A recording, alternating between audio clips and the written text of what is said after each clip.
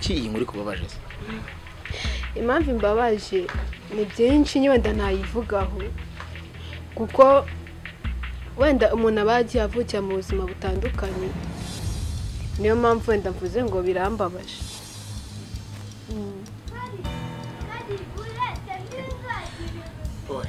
Sorry.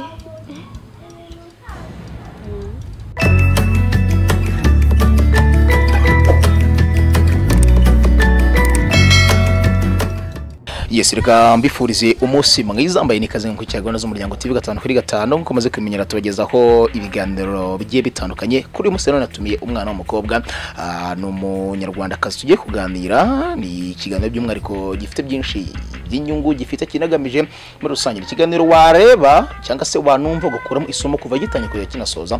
Ndakwakiriye umukobwa mwiza amwari b'i Rwanda. Murakoze cyane. Amakuru ni meza. Meze neza. Nitwa Janvier mwabita abandi. Nitwa Diane. Diane amakuru ni meza turashima Imana. Yego. Ni gute wasobanura Diane wowe nyine? Diane ni umukobwa yaritonda. Yego. Ko nago yitonda cyane. Yego. Ni umukobwa ukunda umuntu utuje. Ni umukobwa ukunda umuntu usenga. Akenshi w'urubyiruko. Biraza guhura n'umugabo ariko biraza kuza mu nyuma aho ngaho ati usenga w'urubyiruko nawe urasenga? Yego ndabikunda. Gusengera muri idini? ADPR. Kubera icyo wahisemo gusengera muri ADPR? Impamvu nabihisemo njyewe nakuriye muri famille ari abakristo. Niyo mpamvu rero twakuriyemo n'ubu ngubu ndacyarimo kandi numva ko nta kintu kizansubiza inyuma. Naramaramaje. Ni ikihe cyiza cyangwa se itandukanye hagati y'umuntu usenga ndetse n'udasenga by'umwihariko ku mwana w'umukobwa? Akenshi umuntu usenga ku mwana w'umukobwa akenshi biramurinda cyane. Bibasha kumurinda ibishuko biri hano hanze wenda by'abagabo by'abasore. Turi kuvuga ku rubyiruko wenda abantu bakuru niba byumva ukundi twe turi kugana ku rubyiruko. Wenda kenshi yasenga bibasha kumurinda abasore bari hano hanze, abagabo bari hano hanze. Ni ibintu byinshi bimurinda. Nago navuga wenda ngo n'umuntu ngo udakijijwe cyangwa udasenga kuko buriya umuntu niwe wimenya ku giti cye no mu mutima we. Yego nuko mbyumva. Nabasamina se basenga kandi cyane ugasanga yari wa wundi utega n'agatambara ariko ni mu kazumba ati wa muntu yasamye inda itateganyirwa. Ibyo ngibyo birashoboka cyane kuko bikunze kubaho ariko njya nkunda kuvuga cyane umuntu niwe ufata umwanzuro wo kuza mu kintu. Nimba warahisemo ukavuga uti ngiye muri ADPR ukavuga uti nzitondera amategeko yabo n'amahame bafite. Ariko kuvanga kwambara ijipo ndende agatambaro nago kare ari agakiza ari agakiza k'umuntu kuko abenshi wenda bakunda no kubivuga wenda akabati bamvuga kwa kanaka ukuntu yambaraga uti none ni utwite. Akenshi biba ari umutima w'umuntu. Ushaka no kwambara iyo jipo ukambara agatambaro ku mutima wawe udakiranutse. Yego nuko bimeze. Hari umuntu wigeze gutera urwenya n'umunyarwenya yitwa Gafaranga Bishop mu kiganiro twagiranye yatwaragana nyine namubwira ngo nge mbona aho kuba umukobwa yambaye iyo jipo ndende umwe bita kwa murokore akajya kuyikuramo yose agiye kusambana n'umusore mu buryo bw'amanyanga ati no kuba hari uwakwiyambara yameneho kugira ngo yimukuremo bikabinambara mwiza yakwiyambara yamenure ariko ntayivanemo kurenza wambaye imwe ndende akanayikuramo kugira ngo anasambane. Nzewe rero ntabwo ndeba ku myambarire y'umuntu. Nukuri ntabwo bijya bishoboka. Kuko njyewe mvuze ngiye kureba ku myambarire y'umuntu namucira urubanza. Ahubwo imyambarire y'umuntu itandukanye cyane n'umutima w'umuntu. Ahubwo umutima nicyo cyambere. Ntabwo rero njye mba ngo ngiye kureba ngo kana kukuntu yambaye ngo ukuntu ngo ameze oya. Ahubwo umutima we umeze gute? Ahubwo si uwo mwenda yawambaye kubera iki? Nicyo ngicyo ndebaho. Izi nyungu akurikiye muri ADPR? Inyungu uze navuga ko ni byinshi. Njyewe wenda kuba ndi muri ADPR biramfasha cyane bindinda ibintu byinshi kandi mbishimira n'Imana kuba yaramaye kwimenya ndi umwana muto ngakurikira inzira yayo. Ubwo nguko nabivuga ariko mwuramo inyungu nyinshi cyane. Ubuzima bwanjye bwa buri munsi nuko mbukesha yuko namenye Imana. Yego nuko bimeze. Harabavuga ko abakobwa bamwe na bamwe bakunda kujya mu nsengero bakurikiye abagabo cyangwa se abasore no kuba baragumiwe niko kuri? Biriya rero ntago njya mbyemera. niyo mpamvu nakubwiye guhera mbere ndakubwira uti umuntu niwe ufata icyemezo abakuze akavuga ati njye mfashe icyemezo cy'uko ngiye mu idini nshaka nyine nijye babona rizamufasha mu nzira agiyemo ariko kuvuga ngo kuriya wenda ngo umuntu ngo yagiye ngo akurikiye umugabo ngo akurikiye umusore oya ntago njye mbireba wenda benshi hari abaza bakurikiye kuko abo bakobwa bakurikiye abasore wenda abahungu benshi ndabakaza ni ukwiyorobeka akaza kwiyorobetseho ukabona nyine araje arabatijwe ukabona nyine araje arakijijwe ari wowe aje ashaka ariko nawe uri umukobwa wasenze ufite kwagaraho kwinshi ubasha kumenya uwo muhungu ikimuzanye niyo mpamvu rero kenshi mvuga uti ntabwo umuntu aza mu idini afite wenda abenshi bakunda kuvuga yuko bafite ikintu bakurikiye nanjye ndabyemera bafite ikintu bakurikiye ariko hari n'uza adafite ikintu akurikiye ahubwo bakabikeka ukundi ko afite ikintu akurikiye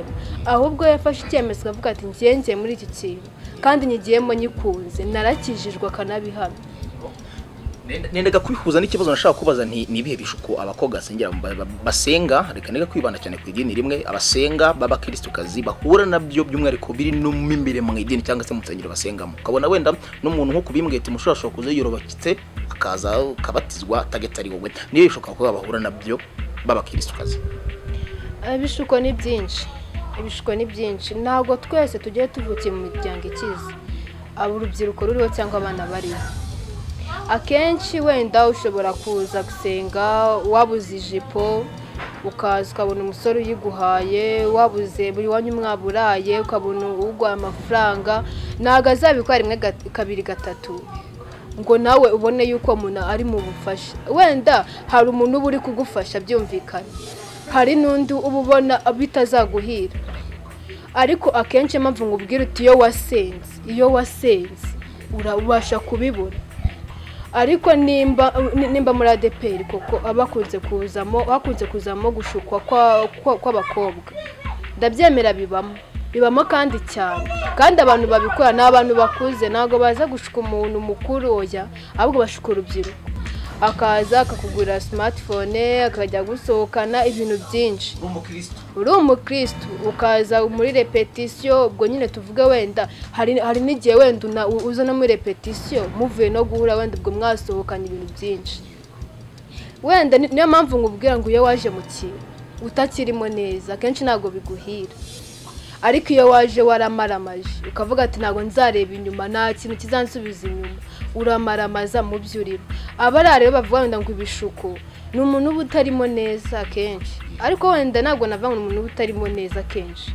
turavuga wenda satani arashuka ariko arashuka akubasha kureba umuntu satani ashutse we ameze gute umuntu satani ashutse ahagaze gute mu bukristo ese ubuhamya bwe muri karitsiye mu rugo nubushye naho ngaho ushingira abakobwa basenga cyangwa se abo twita abakristokazi ni bamwe mu bo tugirira ibyizere cyangwa se banagira ibyiza bati uyu mwana ni yashukwa bitewe n'indangace afite n'ibiki byose ukaba utubwiye wenda ko ari rimwe na rimwe ko umuntu agira bucya akamushuka akanamusohokana papa si nimwe cyangwa se intego bari imwe abari gukenera kuryamana nawe ubwo mu nzira ntabwo twafata nk'umwanzuro uvuga ko binagoye cyane kugira ngo ubone isugi aribo twizeraga baba bakira amasugi yo muri ADPR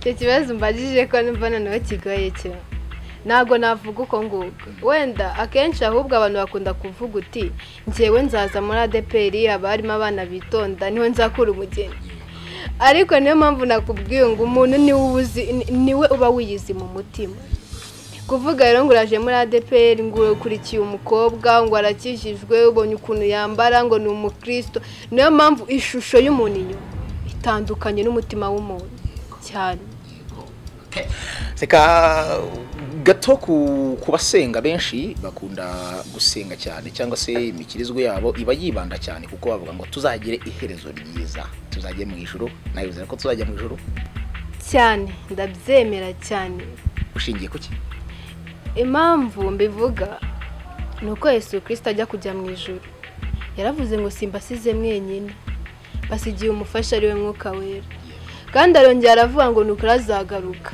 nimba twizera yuko azagaruka nuko natwe tuzajya mu ijuru kuko imanda nivuga abera bazazamuka ahubwo wowe ugomba kureba ukavuga ati impanda nivuga ndi mu bazamurwa bose navuga ko n'abamanuka bahari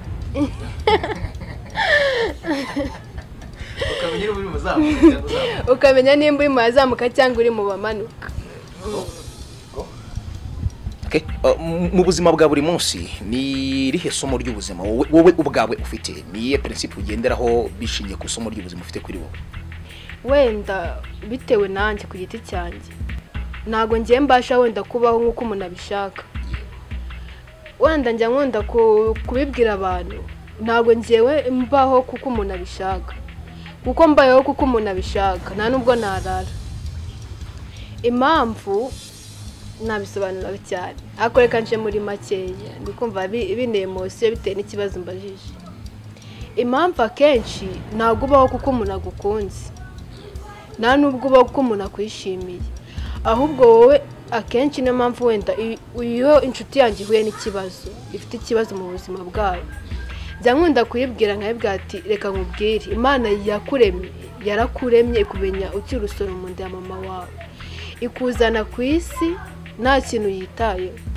Akenshi ndamubwira uti bitewe n'uko twe dukiranirwa bitewe n'ibyaha byacu ntago akenshi twebwe tuba dukwiriye no kugirirwa imbabazi n'umwana w'umuntu, ahubwo kuko Imana yemeye gutanga umwana wayo akatubambirwa. Niyo mpamvu akenshi njya nkunda kuvuga uti ubuzima bwacu cyangwa ubuzima bwanjye bushingiye ku Mana, ntabwo bushingiye ku mwana w'umuntu, ku mwana w'umuntu nta kintu yamarira nta n'ikintu yangeza. Ukora gushimisha abantu muri make. Ntabwo wabona ikintu gishimishije umwana w'umuntu, ntabwo wakibona kuko ntabwo byashoboka. Kuki iyi nkuru kubabaje? Impamvu imbabaje ni byinshi wenda ntayivugaho, kuko wenda umuntu aba yagiye avukira mu buzima butandukanye, niyo mpamvu wenda mvuze ngo birambabaje.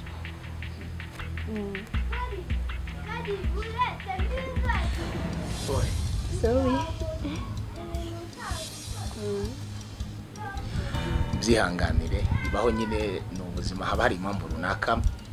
Niki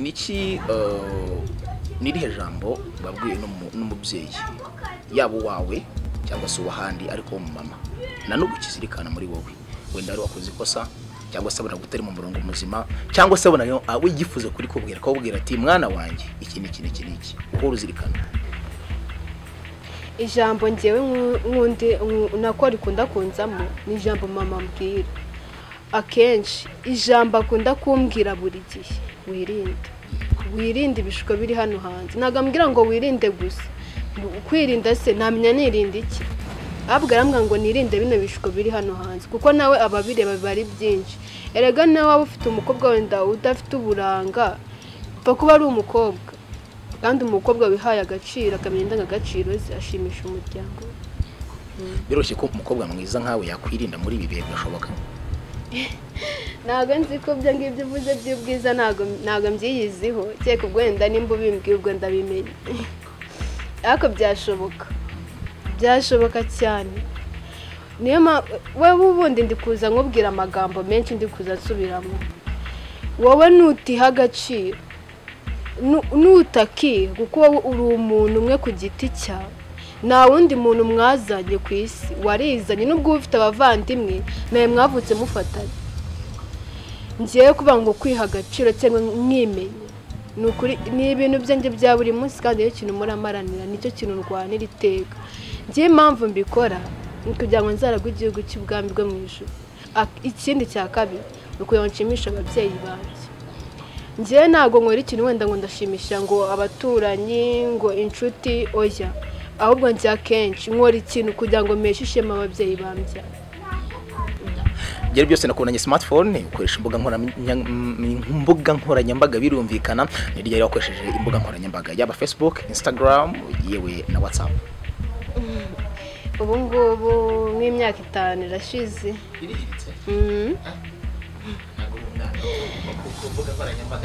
Ikibazo nashaka gufokasingaho ni mwakira message zitandukanye ziturutse ku bantu bagiye batandukanye, by'umwihariko niba ufunga Facebook ugendera abafriends bashyashya abuzi ndetse n'abutazi. Niyihe message wigeze ubona iteye isoni wandikiwe n'umuntu by'umwaka w'igitsina gabo yaba kuri Facebook cyangwa kuri WhatsApp? Uyibonye ukagira isoni? Irahari, wenda isimu nabonye banyandikiye niyo umuntu wambwiye ngo nimwohereze ifoto iri sexy. Yego, iyo yanteye isoni muri message zose nakira.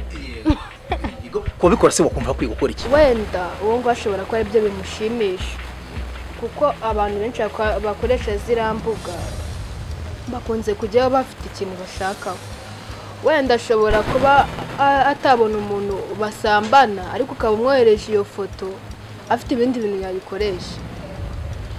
Wowe kuvuga wenda ngo umwoherereje ngo iyo foto cyangwa ngo uwo muntu ngo azahinduka, ifoto ntabwo ihindura umuntu, ahubwo umuntu niwe ubasha kureba akavuga ese umuntu azahinduka.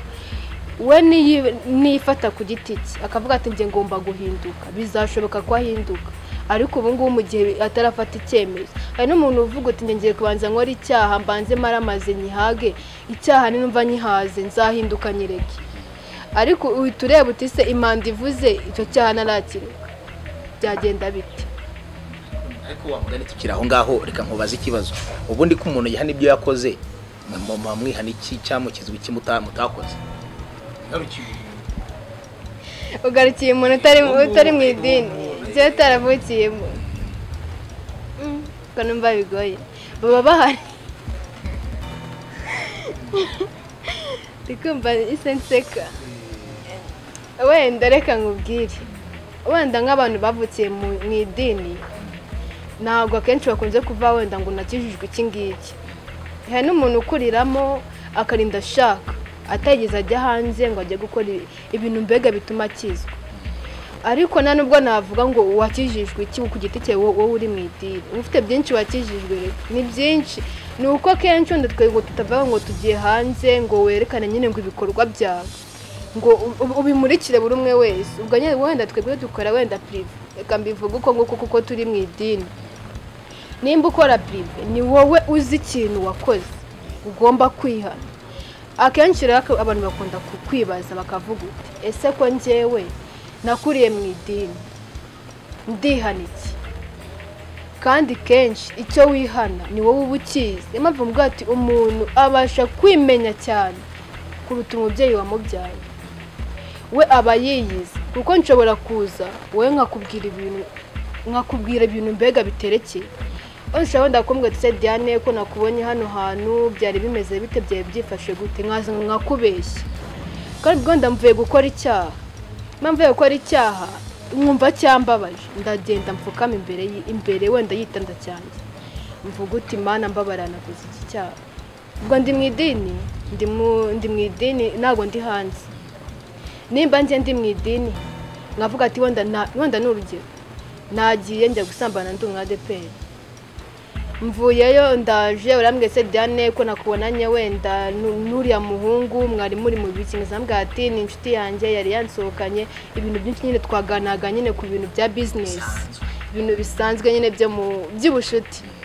Kandi ubwo ngubwo njyewe mvuye gukora icyaha, ntago nzaza ngubwira uti njyewe mvuye gukora icyaha, iki cyaha kuko cyangwiririye. Wenda njye nemera yuko icyaha kikugwiririye kikakubaho, ariko hari n'igihe uragikora wakigambira ari ingeso yakunaniye. Niki wigira kuri mama wawe? Ni byinshi. Njya mbona nta wundi muntu ku isi wandutira mama. Sinjya nimva ko nahura n'umusore wandutira mama. Mama wanjye ni byose, sinzi ukuntu namwita. Njya nkunda kumubwira uti wenda uti nako nyine ndakubwira inshuti zanjye avuga ati Miss ni mama wandi ni ibisoro. Cyangwa ndakubivuga, nimba hari umuntu wa mbere wandwanisha kugira ngo mbe ngeze ahangaha ni mama wambyaye. Niyo mpamvu uvuga uti mama wanjye ndamukunda, nawe abyumve ndamukunda. Nuramuka ushatse ukabyara umukobwa, ni irihe somo uzamuha cyangwa se uzamwigisha? Ushobora kuba wenda wararihawe ariko cyangwa se nturihabwa, ariko bavuga ati ngiye kuwanjye iri somo nzayimwigisha. Ikintu cya mbere nzabanza kumubwira, nzamubwira uti ndakubyaye ushyize ku isi, ntago nzahora nkukurikira iteka ngo mumenye ahantu ugiye, ahubwo wowe uko ugomba kwimenya. Uri umwana w'umukobwa, ugomba kwiha agaciro. Iri jambo ndarikunda, nyamvuga ati nutiha agaciro nta wundi muntu uzakaguha n'ukuri. N'ubu mbigusubiriremo, wowe ku giti cyawe uriyizi, nutiha agaciro nta muntu uzakaguha. Njye nzafata umwana wanjye nyicaze mubwire uti urakuze. Wenda akiri umwana birumvikana kumva mujyana ku ishuri, mukorera dushe, nyine hari wenda ubu kimufite. Ako ndanangana nkanjye nzamwicaza mubwira ati ubu ngubu umaze kumenya icyiza n'ikibi, umaze gusobanukirwa inzira y'ibyiza n'ibibi, ugomba kwimenya. Ikintu cya mbere nzamubwira, we niba afite uburanga niyo yaba atabufite, njye nta kintu binwe mpfa kuba ari umwana njye nzaba narabyaye kandi ari n'umwana w'umukobwa. Nzamubwira uti ugomba kwiha agaciro ikintu cya mbere, mu myambarire yawe, mu mivugire yawe, mu migendere yawe, ukiha agaciro. Ikindi kintu ukabasha kureba, ukarambura amaso ukareba abasore n'abagabo bari hano hanze. Bose ntabwo baza bakwifuriza ibyiza, bose ntabwo baza bakubwira ngo nguze ngo tubane. Oya, hari abaza bafite icyo bakurikiye. Namubwira uti ikintu cya mbere uzabasha kumenya nuko uziha agaciro, ukimenya, ukirinda abantu bose bari hano hanze batagufitiye umumaro. Simvuze ko ubundi buriya nta muntu ubura umuntu umugirira umumaro, ntabwo bishoboka. Ariko hari uwureba, singiye kukubeshya, ukabona nta mumaro agufitiye.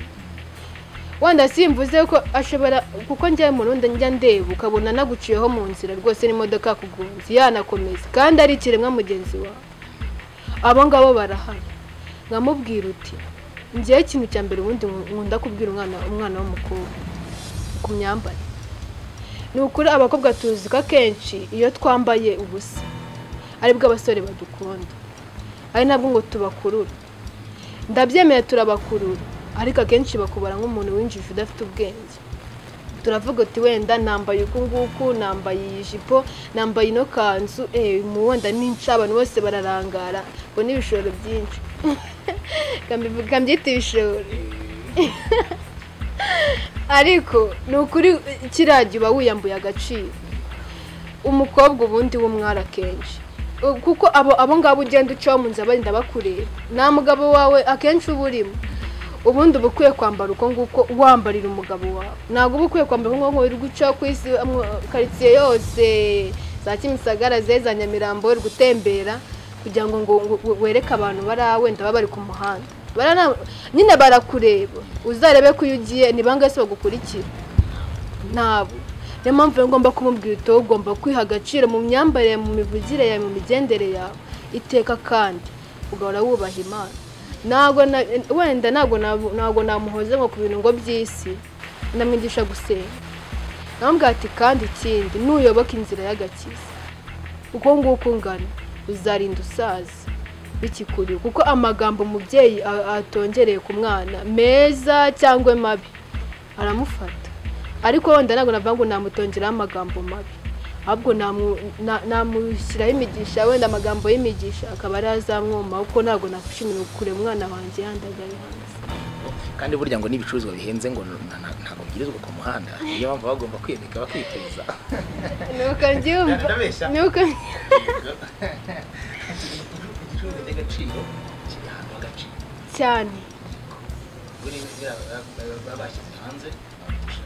Erega reka nkubwire, nyine biriya ni nk'uko utafata ngo po itegure mu kabati, ntabwo byashoboka.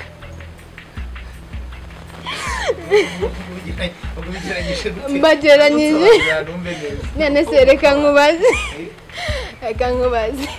wafata po ukayitegura mu kabati, ntabwo byashoboka. Ni nk'uko rero umukobwa wiyambitse kuriya, ntabwo amufata ngo wenda ngo umushyire ku meza aba ari ugutera peti, ntabwo byashoboka. Njye barabwo ukuntu mbagereranya, ntabwo mbanga. Namvuga ubwo uti ese umwenda yambaye kubera iki? Ahubwo hari n'uwo baza akavuga uti ngiye kujya wenda nazagira irari ry'imyenda, mbanze nyambare nihaze, noneho nibirangira numva mpindutse nzabireka. Ariko impamvu mbivuze uko nguko, umukobwa niwe ubasha kwitegura ahantu hafite agaciro. niyo mpamvu ngo bwite niwafata rakirete ngo uyitegure ku kabati ntabwo byashoboka ariko we ntubasha kwitegura ukareba ukuntu wambaye ni ukuri wambaye neza wambaye wikwije nayo meza mvuze bayaguteguraho bakakuriraho cyane ku kabati bakagushyiramo mwanya gushyiramo po niyo mpamvu mbigeranyije uko ngo none se wabigenje nko kubigenza n'ubundi mugiye ukambara ukikwiza mu nzira ku buryo nta ubona ubwambure bwawe ariko akabona ufite nka target n'urugero akavuga ati byangize bikunze nzamubona rero ndebeho rimwe gusa nigendere akavamo muri douche akakuvizira kwinjira mu nzu iwanyu ntiwakinze ntabwo ujya mu nzu ngo ukinge amapata hose mu cyumba kinjira ukihanagura ugateswime ku hirya urimo kwisiga ukabona nk'umusore akwinjiranye ni iki gice cya mbere wayishubuna kikwinjirana nahise mu maso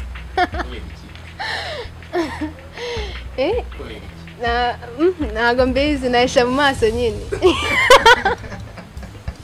okay hagati y'umusore wa wundi bita mwiza boga wakoze umubiri ariko udafite ifaranga n'umusore utanogeye ijisho utayeresi meze ukuntu nyine ariko ufite ifaranga we wahitamo we wazakubera umugabo ukabura papa w'abana bawe urakoze mbajije ikibazo cyiza kandi nkunda uvuze akenshi abakobwa bakunda kuvuga uti ngiye nzashaka umugabo w'umukire nge nirirwa nicaye mu rugo ajye ku kazi nirwe mbyumvira mu rugo nirwe nsokoza umusatsi nirwe nshinzara mu rugo oya ushobora kugera mu rugo pe n'umukire ugasanga nta mahoro ufite muri urwo rugo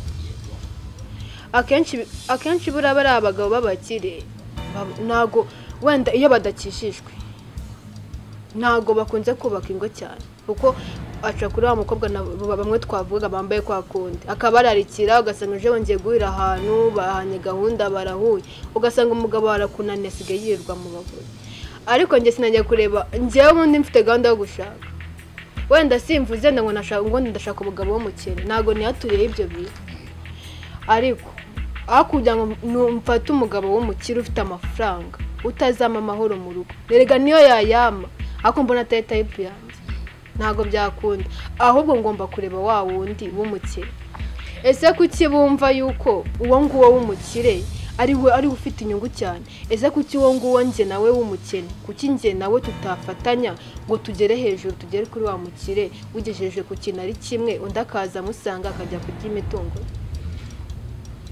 ubwo bireta binsaba no kukubaza nti wumva byibura umutipe wakare mu buzima bwawe ari umutipe wumeze gute ngewe umutipe wenda sinavuga ngo wenda ikintu cya mbere navuga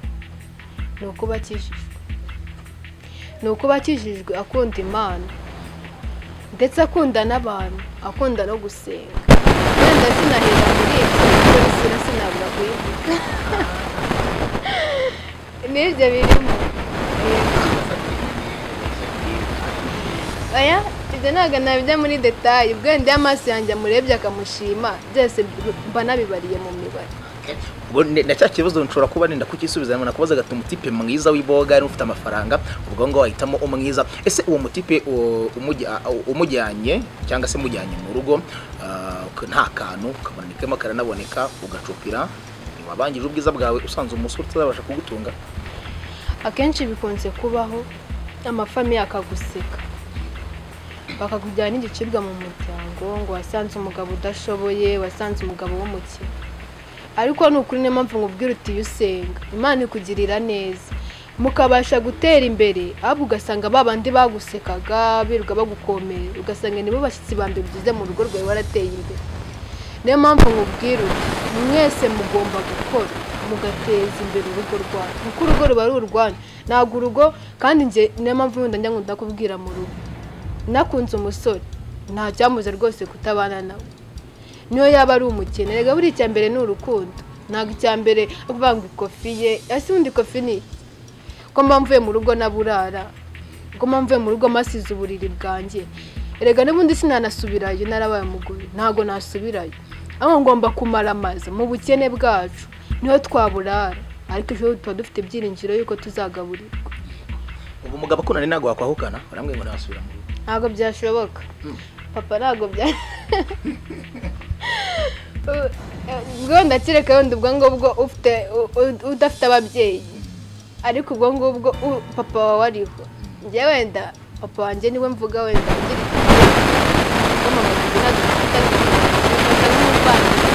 kuko kenshi ni nawe undikira mama niwe mbasha kubwira buri kimwe cyane kuko akenshi ntabwo ndagomba kubwira n'inshuti yanjye ngo ibi n'ibiki reka wenda mba nzi yuko ejo bundi tunashwanye byanamvamo ariko mama wanjye wenda mvuze ariko se mvuze wenda ko na mama wanjye ari we uriho ntakwahukana ntabwo byashoboka mba narafashe umwanzuro kandi nkuze ngakurikira umugabo ubwo rero nimba wo mvuze uti aratashye yamaye igiti ni ukwihangana nyine nkakirye ni uko mara amaze kuko nta mukristo wahukana so dusa nk'abagana ku musozo nihe nama wagira abakobwa badatekereza nk'uko utekereza urakoze wenda abakobwa twitekereza ibintu bitandukanye kandi buri muntu wese afite ibyiyumviro bye ntekereza ukwanjye kandi uko ntekereza kuranyuze nta n'inyongera nshaka ko umuntu yakiriraho yego nta muntu udakunda inama cyangwa umuntu utagirwa inama ariko wowe iyo wafashe umwanzuro ukavuga uti njye ndi uwo ndiwe kandi sineze guhindurwa n'umuntu igihe biragufasha wenda abandi uko bameze sinzi imitima yabo sinzi ukuntu bameze sinzi ukuntu batekereza ikintu nabagiramo inama kandi gikomeye wenda reka tuvuge ku bakobwa njyewe ubundi ndi kuvuga ku bakobwa ntabwo ndi kuvuga ku basore ubwo abasore nawe uzabavugaho wenda ndi kuvuga ku bakobwa cyane ni ukuri abakobwa bagomba kwiha agaciro bakiha agaciro bakimenya ku giti cyabo kuko wowe nutimenya uri umwana w'umukobwa ntabwo umubyeyi wawe ariwe uzakumenya igihe kizakura uve mu rugo iwanyu kuko nugira imyaka 30 ukiriyo uzatangira uti se na fiance utirere utiva hano utangire kutangira wenda ubabara mu mutima wawe ariko inama wenda ntagira abakobwa bari hano hanze cyambere ni ukwiha agaciro ukavuga ati se njye ndi muntu ki ese ndi iki muri bagenzi banjye ese ndi iki muri famille ndi iki mu nshuti zanjye ndi iki muri class ukareba ukisuzuma ukavuga ati inshuti zanjye nzimarira iki nzungura iki mu buzima bwa buri munsi ese mu rugo mbafitiwe mama nk'ubu ngubu nyiri mu rugo wenda nk'ubu ngubu turacyari mu rugo ntabwo turasubira ku mashuri urubyiruko rwinshi ruri kwirwa ku ma WhatsApp bafite abakozi mu rugo